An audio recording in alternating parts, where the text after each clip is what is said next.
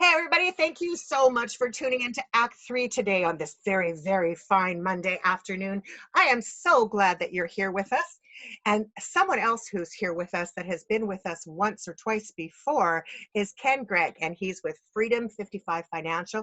Today's conversation, we're going to talk about the 4 cornerstones of financial planning, and we're going to think about saving our money and making sure we know what we're doing moving ahead, even during COVID-19. Hey, my darling, how are you, Ken? Absolutely fantastic. And you?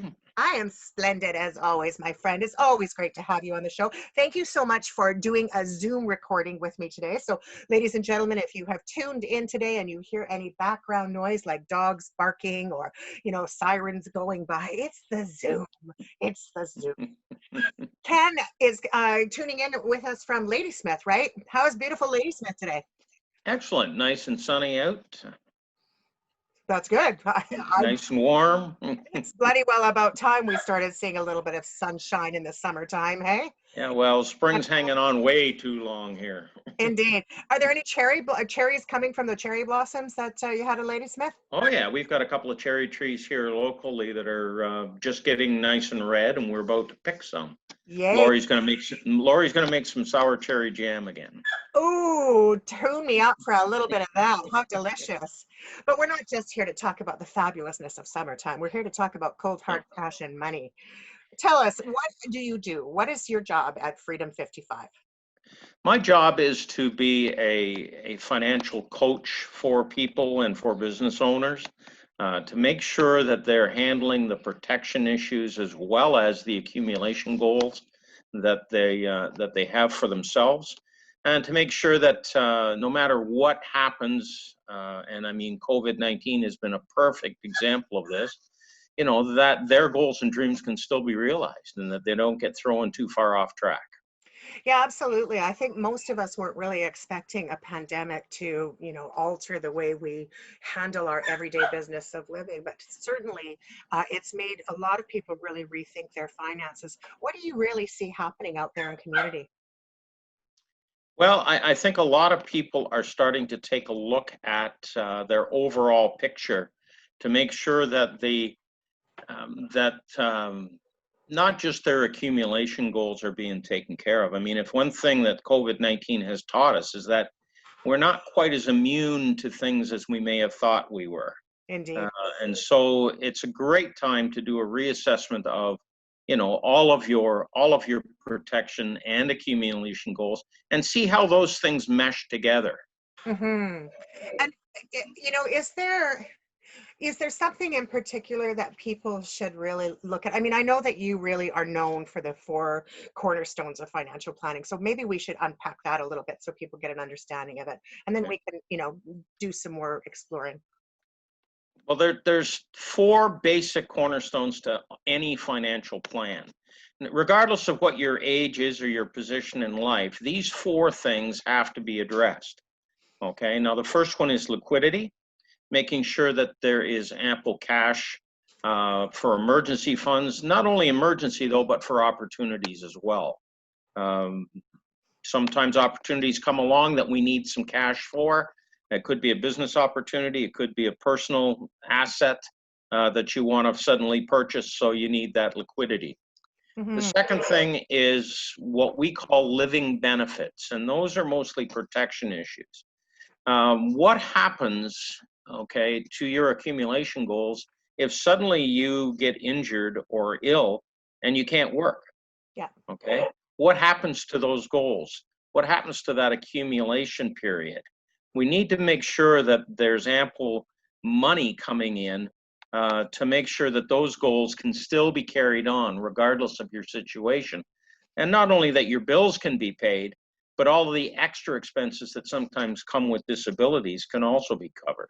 Hmm. So disability insurance is one aspect, and I call that a monthly paycheck replacement to make sure that your bills can be paid, your mortgage kept up, your any liabilities that you have, keep servicing those, and as well an amount to make sure that your savings goals stay intact.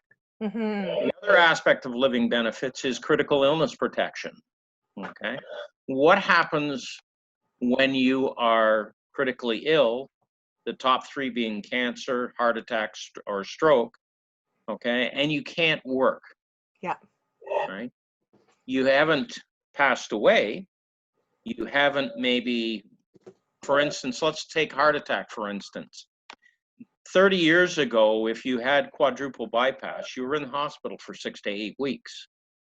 Now you have a heart attack, you go into the hospital, they do quadruple bypass, and normally they have you walking within 12 hours and out of the hospital within 4 days. Yeah, it's incredible. Okay, Absolutely so incredible.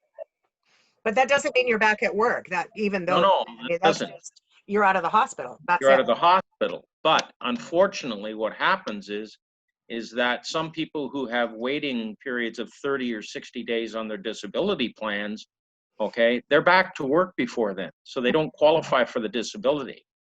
Yeah. Critical illness will pay out a cash lump sum of money upon diagnosis of any one of up to 26 different illnesses.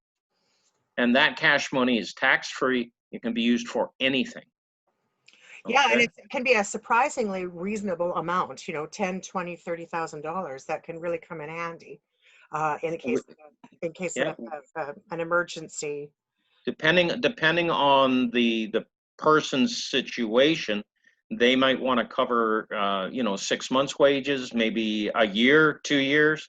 Hmm. I've got people that take out a program to make sure that if anything happens to them, all of their mortgages and everything are paid off. So it can be a substantial amount of money depending on what it is that you want to accomplish with that program. The third cornerstone, of course, is retirement. Okay, we need to make sure that we're using all of the available tools to put away money for our retirement. But when we talk about retirement, we're not just talking about an age at retirement. Okay, everybody's situation is different. Hmm. We want to know and have a discussion about what type of lifestyle you want to maintain in your retirement.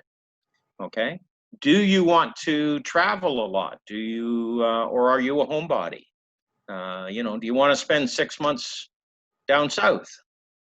I've got Okay, my mind in Italy. I've decided. in Italy. I was watching something on television the other day, Ken, and I was just like, "Oh my God, I'm going to be 65 years old. I'm going to sell my house, and I'm going to go to Italy and eat spaghetti all day." Done. That's it. I know that they're very social around mealtime, and that would suit you just perfectly.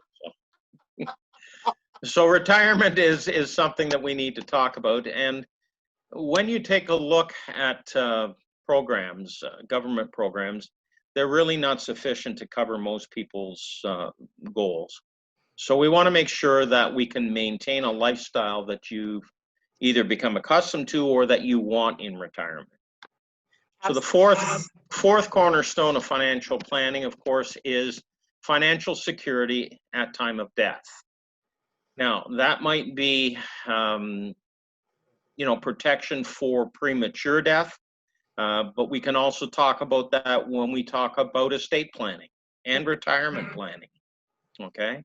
So all four of these cornerstones, no matter what your stage of life, have to be addressed. The only difference is depending on your stage of life, is which one of those takes the highest priority at that time. An example of that, you might have a millennial that's just starting out in their career. They don't have a family yet. So liquidity might be the most important thing for them.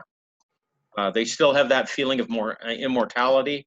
So the protection issues may not be as paramount to them. Look at somebody that is becoming an empty nester. The kids are grown, they're moved away. Now we're probably. Hey, everybody, thank you so much for tuning into Act 3 today on this very, very fine Monday afternoon. I am so glad that you're here with us. And someone else who's here with us that has been with us once or twice before is Ken Greig, and he's with Freedom 55 Financial.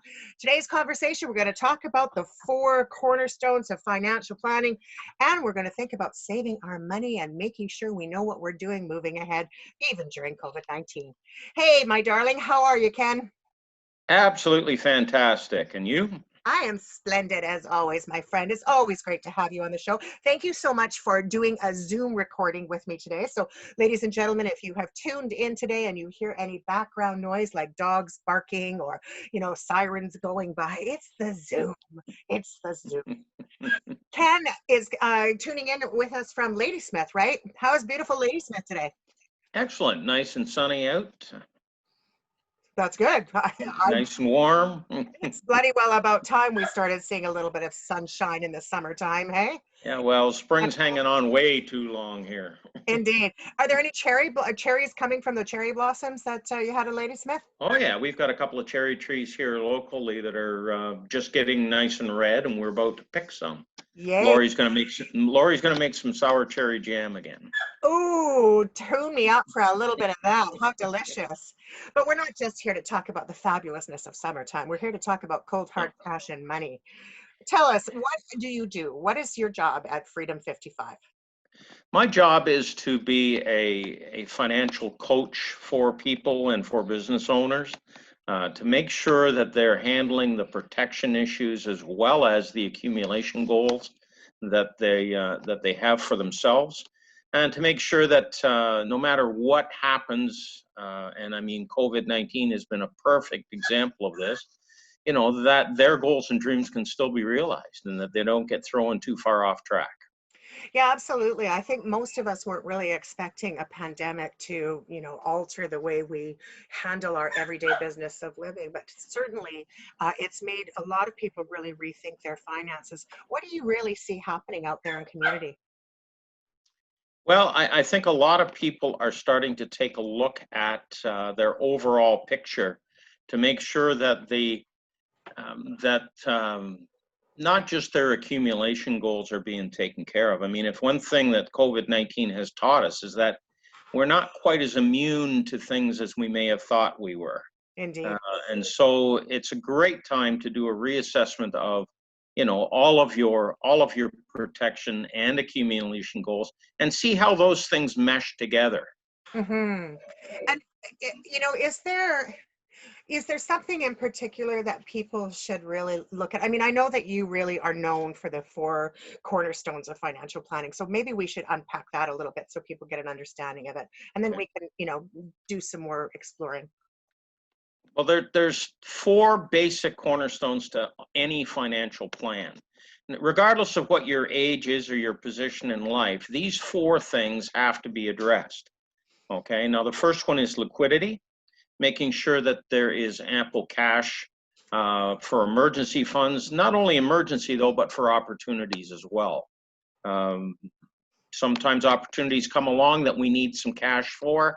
It could be a business opportunity, it could be a personal asset that you want to suddenly purchase, so you need that liquidity. The Hmm. second thing is what we call living benefits, and those are mostly protection issues. What happens, okay, to your accumulation goals if suddenly you get injured or ill and you can't work? Yeah. Okay, what happens to those goals? What happens to that accumulation period? We need to make sure that there's ample money coming in to make sure that those goals can still be carried on regardless of your situation. And not only that your bills can be paid, but all of the extra expenses that sometimes come with disabilities can also be covered. Hmm. So disability insurance is one aspect, and I call that a monthly paycheck replacement to make sure that your bills can be paid, your mortgage kept up, your any liabilities that you have, keep servicing those, and as well an amount to make sure that your savings goals stay intact. Hmm. The other aspect of living benefits is critical illness protection. Okay, what happens when you are critically ill? The top three being cancer, heart attack, or stroke. Okay, and you can't work. Yeah. Right? You haven't passed away. You haven't maybe, for instance, let's take heart attack, for instance. 30 years ago, if you had quadruple bypass, you were in the hospital for 6 to 8 weeks. Now you have a heart attack, you go into the hospital, they do quadruple bypass, And normally they have you walking within 12 hours and out of the hospital within 4 days. Yeah, it's incredible. Okay. Absolutely So, incredible. But that doesn't mean you're back at work. That even though no, I it mean, that's doesn't. just you're out of the hospital. That's You're out it. of the hospital. But unfortunately, what happens is that some people who have waiting periods of 30 or 60 days on their disability plans, okay, they're back to work before then. So they don't qualify for the disability. Yeah. Critical illness will pay out a cash lump sum of money upon diagnosis of any one of up to 26 different illnesses. And that cash money is tax-free. It can be used for anything. Yeah, and Okay. it can be a surprisingly reasonable amount, you know, 10, 20, $30,000 that can really come in handy in the case Yeah. of an emergency. Depending on the person's situation, they might want to cover 6 months wages, maybe a year, 2 years. Hmm. I've got people that take out a program to make sure that if anything happens to them, all of their mortgages and everything are paid off. So it can be a substantial amount of money depending on what it is that you want to accomplish with that program. The third cornerstone, of course, is retirement. Okay, we need to make sure that we're using all of the available tools to put away money for our retirement. But when we talk about retirement, we're not just talking about an age at retirement. Okay, everybody's situation is different. Hmm. We want to know and have a discussion about what type of lifestyle you want to maintain in your retirement. Okay, do you want to travel a lot? Do you, or are you a homebody? Do you want to spend 6 months down south? I Okay. wouldn't mind in Italy. I've decided. In Italy. I was watching something on television the other day, Ken, and I was just like, "Oh my God, I'm going to be 65 years old. I'm going to sell my house, and I'm going to go to Italy and eat spaghetti all day." Done. That's it. I know that they're very social around mealtime, and that would suit you just perfectly. So retirement is something that we need to talk about. And when you take a look at programs, government programs, they're really not sufficient to cover most people's goals. So we want to make sure that we can maintain a lifestyle that you've either become accustomed to or that you want in retirement. So the fourth cornerstone of financial planning, of course, is financial security at time of death. Now, that might be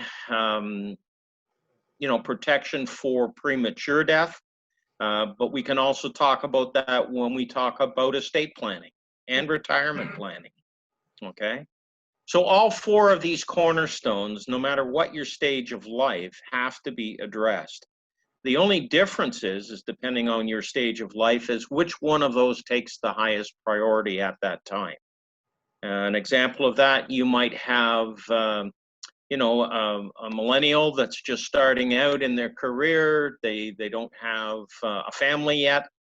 So liquidity might be the most important thing for them. They still have that feeling of more immortality. So the protection issues may not be as paramount to them. Look at somebody that is becoming an empty nester. The kids are grown, they're moved away. Now we're probably going to be focusing on retirement more. Okay. Yep. Absolutely. Somebody that's entering their retirement years where they're going to start drawing down on the money. Okay. Financial security at death and estate planning might be the higher priority. Whether you're a business owner or an individual, all four of these areas need to be addressed and make sure that your situation is covered. Ken, I really want to be a myth buster here because so often people avoid having conversations about their dollars and cents because, either they don't want to face their mortality, they don't want to talk about life insurance or, products that will be payable upon death or passing. And so they tend to really avoid it. And especially, because they may be feeling healthy, they may be really, put together well in their mind's eye. And so they just really push away the concept of sitting with a financial planner. I think we need to break that myth, don't you? Because people need to plan while they're healthy, not when they're in crisis, right? Very much so. Accumulation, most of accumulation goals are dependent on time. Yes, You indeed. need to be putting money away on a regular basis, and the money will accumulate over a period of time. Unfortunately, when people ignore the protection issues that go along with that, a protection issue can come along, I mean, at the drop of a hat. Yeah.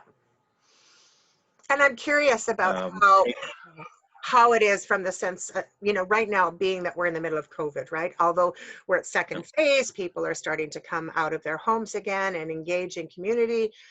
But at the end of the day, I think a lot of people have been quite frightened by COVID, and they're looking at their finances a lot differently. I'm wondering, Ken, have you seen an uptick in people curious? yes, yes, we actually the last month or so, people are becoming much more serious, and the inquiries are much more detailed. Unfortunately, a couple of decades ago, insurances were sold, and life insurance was basically sold as death insurance. Yes, indeed. That's not the purpose of life insurance. Yeah. Okay. Different types of life insurance programs will do different things for you. That's all. For instance, a whole life insurance program should be, as far as I'm concerned, part of everyone's basic investment plan. Mm-hmm. Investment grade life insurance is a product that grows steadily. It never goes down, regardless of what the financial markets do, and it appreciates every single year. You look at a company like Canada Life, okay, been the oldest domestic insurance company in Canada for 170 years. They have never yet missed a year of paying a dividend. Regardless of what's been going on through depressions, through wars, they've never missed paying a dividend, okay? So when people say, oh, life insurance, I don't want to benefit from dying, that's not the case. You can use life insurance as a tax shelter for the growth of money. Okay, you can use your life insurance for business purposes, for wealth transfer, passing assets and wealth down to the next generation tax free. I've got elderly people who have worked their entire lives building up assets. Okay, and they don't look at the tax exposure of giving most of it to the government when they pass away. Yeah, and that's so important. Insurance products, Yeah, because insurance products are something that we can use to Mhm. make sure that that doesn't happen.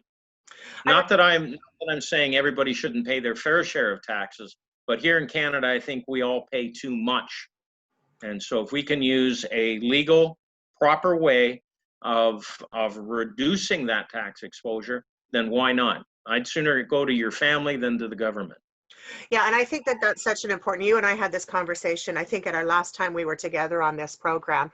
But it's worth reiterating that conversation because I think a lot of people don't realize that when their spouse passes away, if you are an older adult, then there's the possibility that many of those dollars would go to the tax man and not to the people that you love.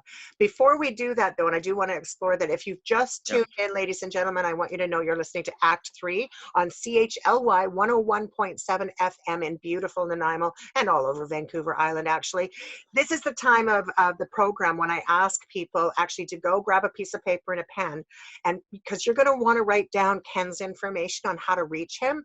You're going to want to get his contact info. You're going to want to explore some of these conversations that we're having today on the show for your benefit. So while we're doing that, please make sure you have a pen and paper at hand. And then when we come back in a little bit, we will make sure that information is delivered to you. Ken Greig, pardon me, is with us from Freedom 55.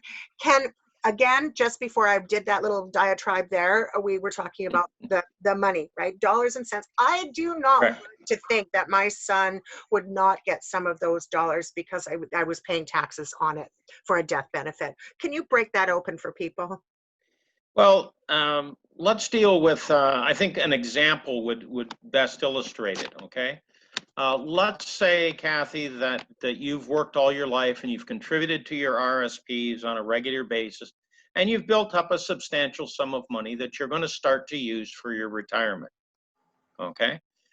So let's just use a round figure. Let's say you're retiring at age 65 and you've got $300,000 built up over the years in your RRSP that you're going to RIF within the next few years and start drawing an income on. We should tell people what they might not. Registered Retirement Income Fund. So RRSP programs have to be collapsed by age 70. Okay, so before your age turns 71, so that you can start drawing that money. Now, that is all registered money, and you've taken advantage of the tax deduction on your income tax on an annual basis for the money that you've put into your RRSP program. When you draw money out of the RRSP or of the Registered Retirement Income Fund, that is all 100% taxable at whatever your marginal tax rate is. So if you have a spouse, and let's say there's an accident and unfortunately you are killed in this accident, we can use the spousal rollover provisions of the Income Tax Act to automatically roll the RRSP and all of the money over to the spouse. Before it becomes a RIF? Before it becomes a RIF, or even after it's become a RIF. Okay. Okay. However, that spousal rollover provision is obviously only for a spouse. People then name a beneficiary for this registered program, and they usually name one or more of their children. And they believe that all the money, 100% of the money out of that registered program will go to the beneficiary. That is actually correct. However, there's a stipulation that the tax exposure on that money stays with the estate. So let's carry this on a few years later. The first spouse has already passed. We've done the spousal rollover. Now the second spouse, unfortunately, passes away. Let's say by this time there's still $200,000 left in the registered program. And the person that's passing away believes that that $200,000 will go to their children. That $200,000 will be entered into the person's terminal income tax report as income. All right, so that income at that level will be in the highest marginal tax rate, which right now is 49.8%. Holy moly, that's huge. And it's actually going, there's talk about it going up to 52 or 53%. Oh my goodness. Okay, so $200,000 taxed at a 49.8%, roughly 50%, you're looking at $100,000 in tax exposure. Now that $100,000 tax exposure stays with the estate. Okay. So the $200,000 could go to the children, but the tax exposure stays with the estate and has to be paid. So in other words, your children end up paying that maybe through the money that it comes out of your estate, but it can be, yeah. You can, the kids can then take the $200,000 and take $100,000 of that and pay it back into the estate, okay, to pay the tax exposure if there isn't ample funds in the estate. The government does have the ability, if there's not enough money in the estate or enough assets in the estate to cover the tax exposure, they do have recourse to come after the beneficiaries. Okay, so the government's going to get their money one way or the other. So audience, now, shaking my head back and forth. I'm shaking my head. I'm shaking. I'm going, no, no, this is not acceptable behavior. No. So what we find is a lot of the times, depending on the situation, we can more easily fund that tax exposure with a life insurance program where you're paying a small amount of money for the guarantee of having a guaranteed death benefit, okay, that will cover that tax exposure.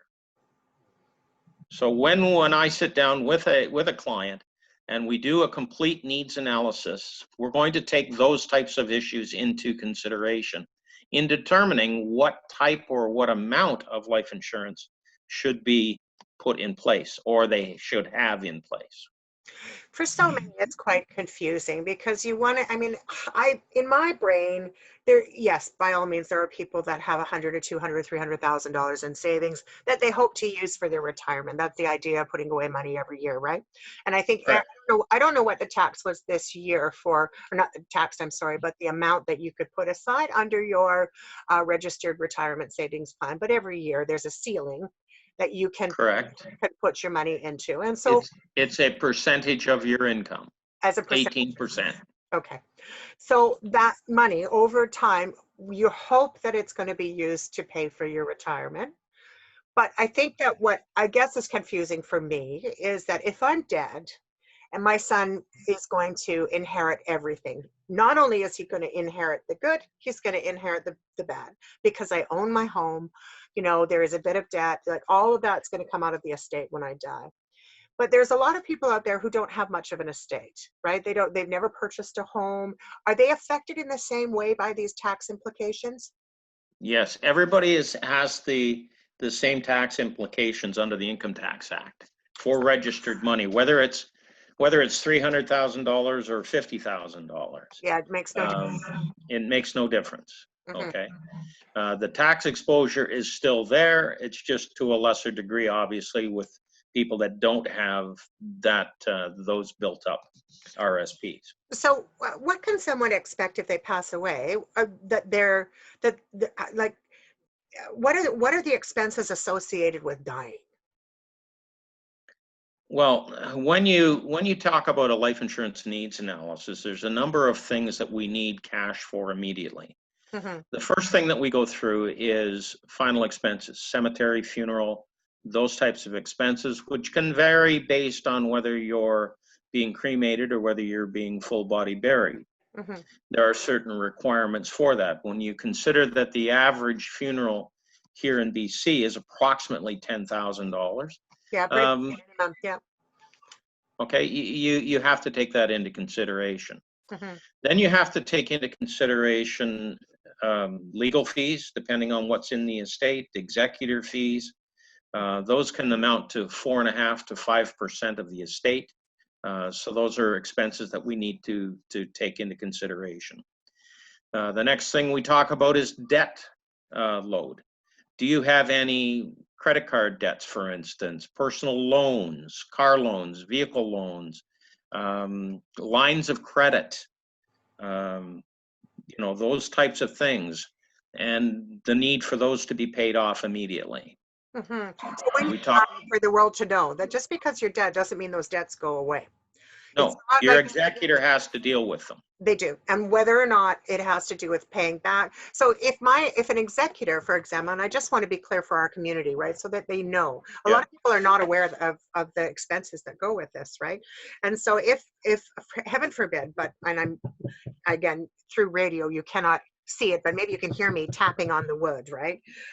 If I were to die tomorrow, okay, so whatever the credit card debt is, whatever the lines of credit, whatever the tax implications are, all of that stuff, my estate is responsible for those debts regardless. If there's nothing in my estate, does my beneficiary have to come up with the money to forgive any of the debts that no, no, good. it very often, if there's very little or no assets in the estate, and there are some debts, your executor is not responsible for paying the debts out of his pocket.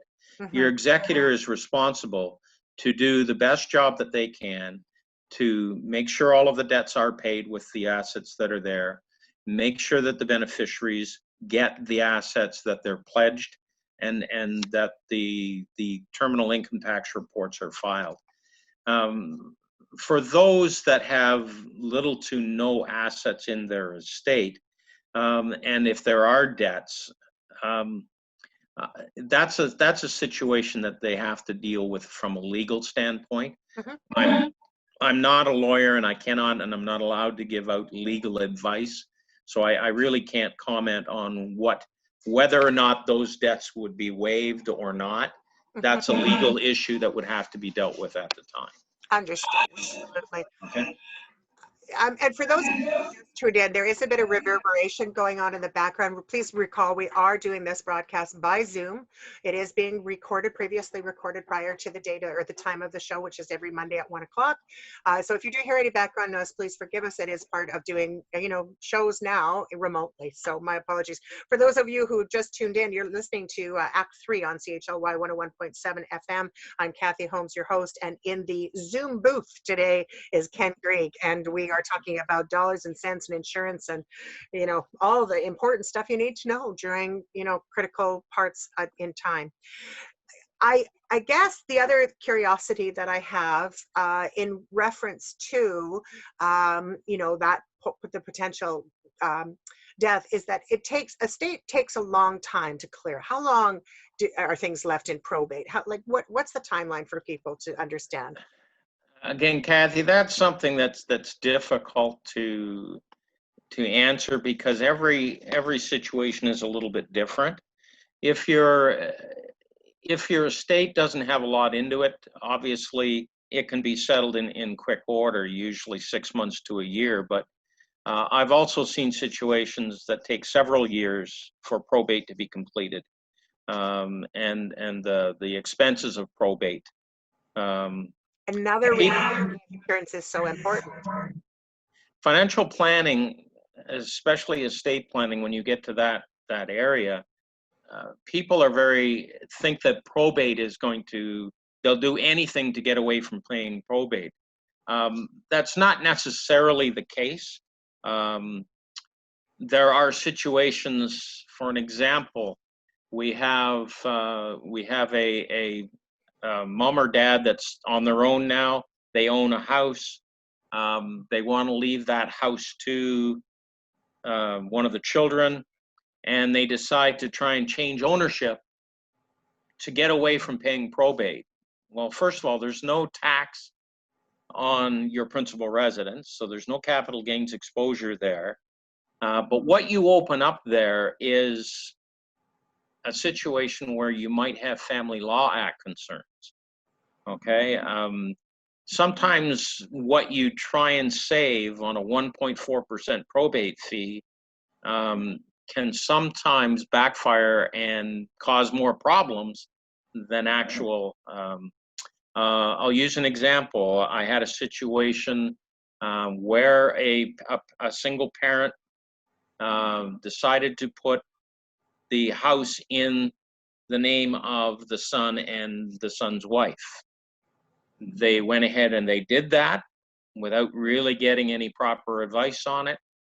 Unfortunately, there was a marriage breakdown between the son and his wife, and the house wound up being forced sold because it was a family asset under the Family Law Act and had to be split. Oh. All of a sudden, mom does not have a house anymore, and the house was forced sold in order to split the difference when in the divorce. So there are situations where you have to be very, very careful, and that's why using a qualified financial planner, getting proper legal advice, accounting advice is very, very important. And not listening to social media and those types of things where everybody has an opinion, but I don't think it's always based on reality. It's important to the professionals. And there's forgive the reverberation that's going on in the back. I don't even know if I used the right word for that. Reverberation almost makes me feel like I got a new sofa and I've refurbished it. That's not what the plan is, but reverberation is the word I'm looking for. How do people reach you, Ken? Because you are a certified financial planner. I have been in the industry since 1994. I owned and operated my own brokerage in Ontario for 18 years. During that time, I did earn my Certified Financial Planner's designation, as well as a couple of other designations, branch manager for investments and Canadian accredited insurance broker. I took a few years out of the industry, Kathy, after we lost a child. And I re-entered we moved from Ontario out here to BC to be with kids and grandkids. So I re-entered and restarted my practice. Unfortunately, they will not allow me to use my certified financial planner's designation because of the time I spent out of the industry. That doesn't mean I don't have the knowledge base or deal with it, but I just cannot tell people that I can use that designation. So I just wanted to make that clear. Thanks for the correction on that. So what is your title now then? What do you do? I'm a financial security advisor. Okay. Okay. And so what does that mean from a community perspective? What are you able to provide for people? I can provide comprehensive financial planning services to my clients. Okay, I can deal with all 4 areas of financial planning, all 4 of those cornerstones, and with over 20 years experience in the industry, hopefully I can answer questions for everyone. You know what you're talking about. I hope so. It's so good. So how do people reach you, Ken? The easiest way to reach me is actually on my cell phone at 250-668-8699, or they can reach me by email. So it's Kenneth.Greig, it's KENNETH.GREIG at f55f.com. So Kenneth.Greig at f55f.com. Fabulous. Thank you. Fabulous is what I'm thinking. Ken, I want to talk more about living benefits. You know, what happens with the insurement of having ample money to be able to, and have you noticed, I don't know whether or not COVID has actually been able to, if there's anyone in our community that does receive benefits, or I mean, because COVID didn't really exist, so that wouldn't necessarily be considered to be a disability at this point or a critical illness, even though it is. Well, one of the things you have to realize is that when you deal with disability policies, they're very definition driven. Mm-hmm. COVID-19 is not a covered definition within a disability policy. Or a critical illness policy for that matter. It's not one of the 26 covered illnesses. But what is covered under Canada Life's critical illness policy is loss of independent existence. Mm-hmm. Okay? So loss of independent existence just means that you cannot do 2 of the 6 activities of daily living, okay, and you're considered to have lost that independence. Now that's transferring in and out of bed, toileting, eating, dressing, continence. I'm pulling a blank on the 6th one. Anyhow, those types of activities, you know, and walking. Sorry. So if you cannot do 2 of those 6, then you would be considered to have lost your loss of independent existence. If that loss of independent existence was on a fairly permanent basis, so if COVID had affected you to the point where, you know, that was going to be prolonged and kind of permanent, then you actually could qualify under a critical illness policy for that. Mm-hmm. I did have a situation very early in my career with a critical illness policy where a young man was injured. He walked out from underneath the scaffolding and was hit by a brick that fell off the scaffolding. Oh my. And he basically became bedridden for the rest of his life. Okay, even though he didn't catch one of the covered critical illnesses, the payout was made out under the loss of independent existence rider. So making sure that you have not only that tax-free lump sum of cash, that you can do whatever it is you want with, okay?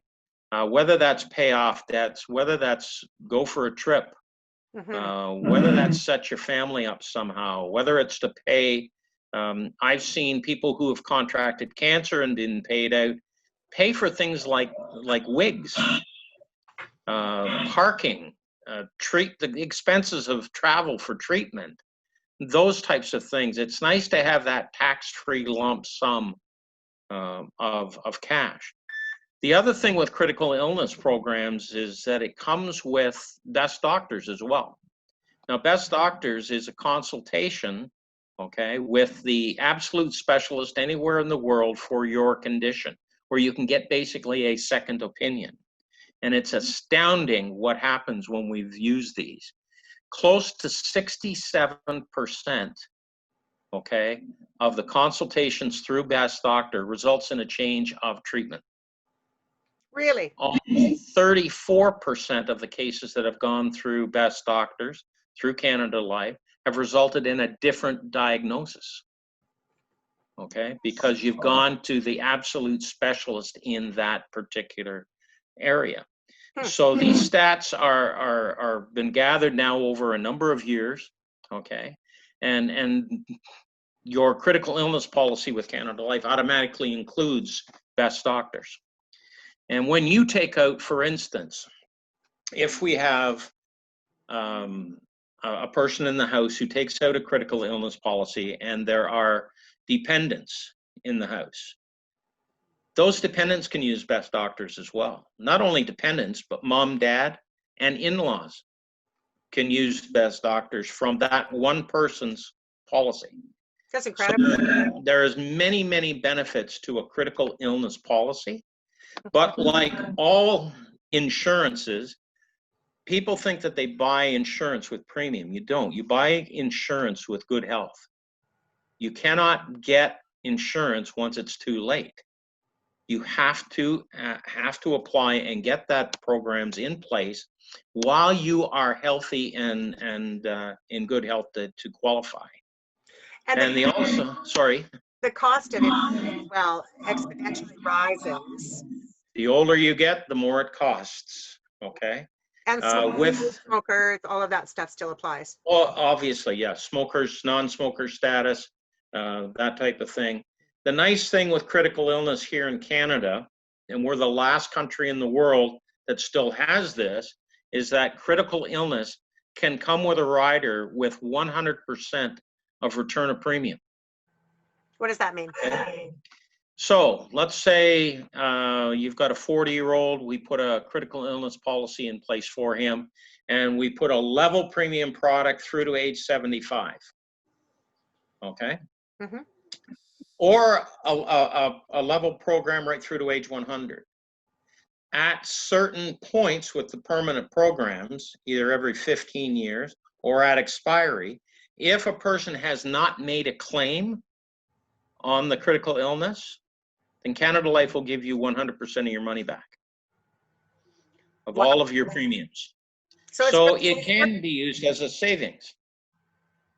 Yeah, it's basically another way to put some money aside for the future. If you never have to need it, you get your money back. You can't. That's right. Brilliant. It's a win-win situation. You're either going to live a really long, healthy life and get all your money back, or you're going to unfortunately have a problem and be able to claim on the insurance.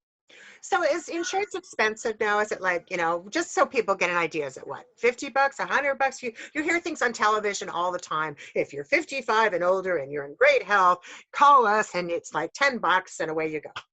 How much of that is crap? Please don't look at a marketing ploy as being reality. To tell you what a premium cost is like saying how long is a piece of string. Yeah. It depends on so many factors: your age, your smoking status, your health, the amount of coverage, the amount of riders. How do you want to customize it to you? The type of return of premium rider. There are so many elements to it. To tell you it costs this amount of money, that's impossible. What I do for my clients is I sit down with them, I make sure that I fully understand their situation, and then I will prepare an illustration, put a package together that suits what they want it to do. Okay, and then from there we can discuss pricing. And why do you do what you do? I mean, I know you did take a bit of a break away from it, but for years, I mean, this has been a huge passion for you. What brought you to this in the first place? Let me tell you a real quick story. I first got into the industries because basically I needed a job, Fair and I enough. got in, and I got introduced to it. One of the very first life insurance programs I wrote was on a 23-year-old single mother with 3 kids. Mm. I wrote and placed the life insurance in place for her in October of 1994, and between Christmas and New Year's, she collapsed and was diagnosed with leukemia. Oh my. She fought it for 18 months before passing away, during which time we set up so that the grandmother, who was had a monthly income stream, and we had money put away for each of the 3 kids to make sure that they could attend post-secondary school education. Mm. So What? the life insurance is really not for you, it's for your family. Yeah. Okay. And that just drove home to me the real reason I enjoy this business, because I enjoy helping people out. I enjoy working with people and helping them improve their situation and making sure that I leave them in better shape than when I found them. Mhm. So Admirable profession for certain. And I mean, how you must have felt just so extraordinary. I mean, the fact is those kids were without a mom, but at yep. least there was something there to help provide for them. And she would have wanted that for her children. As a mom, I guarantee it. She would have, I mean, she The wouldn't come to you otherwise, right? the family's expression of gratitude afterwards was amazing. Yeah. So, and I firmly believe that you know, helping people out is always something that I like to do. And you know what? You do it in more than just the job, right? You do it more than just through Freedom 55. It's a perfect segue to talk about some of the other fantastic stuff you do in community. So let's, share about Rotary. I mean, I love Rotary, first of all. Love Rotary. Well, I'll always, I'm a I'm a very firm believer that if you make your living from a community, you should be prepared to give back to that community. And I've been an active member of Rotary now for a few years, and in Ladysmith, and still am. We're working on a number of projects right now, but to me, Rotary is an avenue that I can give back and service my community and make my community a stronger place. So um, that's the whole foundation of Rotary, is service before self. mm-hmm. Um, COVID-19 has obviously affected how we've been conducting community business. It has not stopped us, but it has certainly made, like everybody else, made some new realities here in how we hold meetings, how we social distance, and how we do community projects. So our club was actively involved. We had members who were volunteering packing groceries at the local grocery store at the 49th parallel. We've got a number of projects underway right now with the expansion of Forest Field. We're about to go in, hopefully this month or possibly August, to actually build a wheelchair accessible walking trail around the field at Forest Field. And where's Forest Field? Is that in Ladysmith? Is in Ladysmith. There's a large soccer field, football field. We've been working on that project now for about 2.5 years. We have all 4 service clubs that are all working together with us. What started out as a very minor improvement project has now turned into about a $7.5 million project. Whoa! Involved. We're putting pickleball courts, tennis courts, 2 practice pitches. We're doing a BMX bike trail.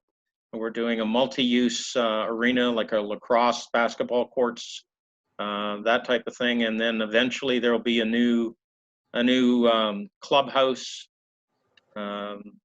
observation lounge, all of that type of thing. Oh, So how it's exciting. really exciting to have that happen, and to have all of the different service clubs in Ladysmith working together with the town, with Mid-Island Soccer, the Lions Club, the Eagles, the Kinsman Club, and Rotary. It's really nice to be able to get everybody in the community working together. Are there a lot of differences between the clubs, like between Rotary and Kinsman and Lions, or are they fundamentally the same in the sense that they're about service? That they're fundamentally all the same. It's a service club. It's just a matter that some clubs focus on different things. Rotary, for instance, is very much not only local community, but very much international. Of course, our international project right now is to eradicate polio. That's that fingernail thing. Whereas a mutual friend of ours, Joan Ryan, Yes. always wore a purple fingernail, always nail polished one nail. And I asked her about it one day and said, you know, why one purple nail? And she said it was Rotary and polio. How close are we?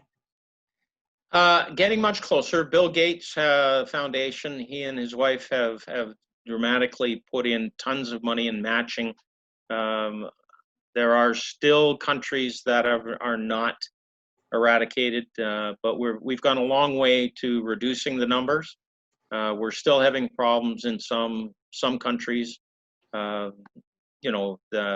Pakistan, India, those countries, especially war-torn areas where it's tough to get in and inoculate kids. But it's an ongoing project, and we're getting the numbers have been dramatically decreased with Rotary International's project on this. So our local club is also involved in a project in Guatemala where we help out a women's group at a women's shelter, and we've supplied a number of things, laundry tubs, water systems, all of that type of thing for that village. And some of our members go down there on an annual basis. So there's lots of international projects with Rotary, as well as community. We have a very active, what we call our Interact Club here at the local high school. The kids are absolutely phenomenal. The energy that they bring to their projects is phenomenal. They throw everything into it, and of course they're our future. So we want to get the youth involved as much as we can. And, you know, I'm glad to hear that the youth are involved in the way that they are, because I found that over the years, many service clubs, it's been an older population, and, you know, becoming a member has been more challenging. But now, like, is it an active recruitment for Rotary? Is it easy to become a Rotarian? You still have to be invited into the clubs and sponsored by a member, and it passes through a scrutinizing role. We're very strict, especially for those that are going to be working with youth, that they have, proper criminal background checks and all of that. So we do our due diligence with people. It's not to eliminate people unnecessarily, but we have to protect the integrity of not only of the club, but of Rotary International as well, and the kids. Well, and you're dealing with vulnerable populations as well, so right. Of course it's important. Yeah, absolutely. But obviously, the just like a lot of service clubs, yes, the average age tends to creep up if you don't actively recruit, new members. So. Which is why I asked you to become a member of our club. So. That's true. I have been asked. Actually, I've been asked by every Rotary club in Nanaimo and in Ladysmith. Well, not Ladysmith, your group in Ladysmith, but everyone here in Nanaimo. Yeah. For years. I mean, and I'm a very good friend. I sell a lot of 50-50 tickets in front of Country Grocer every year, almost every year, due to some of our mutual friends, and certainly the cause is incredible. Ken, we're getting close to the end of the program, if you can believe it already. I'm always astounded how fast this program goes. For those of you who have just tuned in towards the end of the program, you've tuned into Act 3 on CHLY 101.7 FM. I'm Kathy Holmes is my name. It's time to hose my garden, apparently, because my brain ain't working anymore. At the end of the day, however, the guest in the Zoom booth has been Ken Greig. And he's not only a fabulous Rotarian, he's also incredibly gifted in helping you to take a look at your dollars and cents and figure out whether or not the 4 cornerstones of financial planning can be met. How do people once again reach you, Ken? They can reach me in one of 2 ways, either on my cell phone at 250-668-8699. We can also be reached at my email address at kenneth.greig@freedom55financial.com or f55f.com. And absolutely, it's important that people call you. So I'd like you to say the phone number one more time, if you'd be so kind. Okay. 250-668-8699. And one of the things, Kathy, that I've done a lot of lately is we do a lot of virtual meetings, similar to Zoom here, to make sure that we keep our clients safe, keep ourselves safe, of course. So depending on the client's wishes, we can either meet virtually, or elsewise if we can keep social distance. Yeah, it's really important that people recognize that the way we're doing business in community now has changed and will continue to change. And certainly being able to look at your financial situation with a professional can be done through Zoom, through Skype, through other methods, and you are definitely still going to get the information that you need to make an informed decision. Ken, at the end of my program, I'm always asking people the takeaway. I mean, you've been doing this a really, really long time. You've blended, community along with, the importance of the 4 pillars. I'm really curious if you could imbibe anything on our community as a takeaway teaching. What might that look like? Understand that life is always changing, and that change is the only thing that never stands still, and being adaptive to change. The same way with a financial plan has to be monitored. It has to be changed as your life situation changes. So nothing is ever carved in stone. Never say never. Absolutely. And you it's know, late. Live your life and make sure that you're living life while the time is here, and not waiting for something else to happen to be reactive to. Live your life, understand that the new normal is here, whether we like it or not, and just go with it. Enjoy yourself. Yes. Life's far too short to be miserable. Oh my gosh, yes. And you know what you put out there is what you get in return too. I think that one of the takeaways that I have experienced, I recently had you come into my home prior to COVID. We started working on, reviewing my financials and the insurance component to it. And one of the teachings for me is an odd one. And it's that a lot of people, they'll get insurance, they'll put it away, and then they won't even look at it again. And I've had some insurance, to cover my world for a long time. I haven't looked at it, but interesting to me. One of the beneficiaries isn't my friend anymore. And so I really would like to have the takeaway that you need to check your financials every few years, because you might have a beneficiary who'll be sitting high on the hog and you haven't spoken to them for a number of years. So you got to make those changes and stay abreast at what's going on. There's more to it. There's more to it than just That's right. than just ensuring that your mortgage is covered or whatever in the case of your death. Ken, thank you so much for appearing on the show. We're zooming in. Again, my apologies for a little bit of the feedback that was coming through the reverberation, not the not the other. And thanks again for tuning into Act 3. Any final comments, Ken? It's always my pleasure, Kathy, to talk to you at any time. Well, thank you, my darling. One last time, give out your telephone number so people can reach you. Okay. Number is 250-668-8699. Fabulous. Okay, ladies and gentlemen, that's us for Act 3 this week.